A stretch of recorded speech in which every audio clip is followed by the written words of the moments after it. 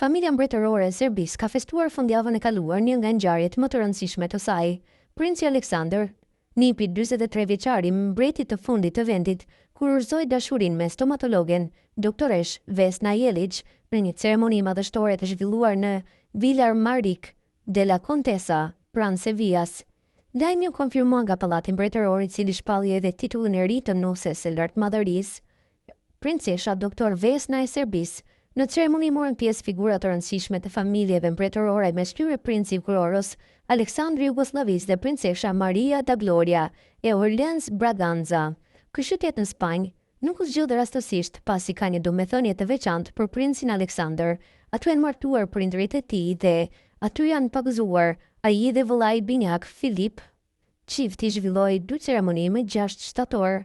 U martua në pallatin mbretëror të Beogradit, ndërsa ceremonia fetare në Spanjë mblodhi familjen dhe miqtë më të afërt. Për këtë rast nusja veshji një fustan të gjatë të bardhë me qëndisje delikate të kombinuara me një set vëthësh diamanti, të mbajtur më parë nga gjysmë-motra e burrit të saj në një dasëm tjetër mbretërore.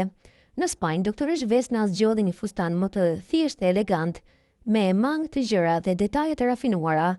Aleksandri, i cili është edhe kushëriri i mbretit Charles të Britanisë, i shoqëroi martesën me një mesazh emocional në rrjetet sociale, duke u shprehur i lumtur për hyrjen e një antareje të re në shtëpinë mbretërore Karaxhoxhević.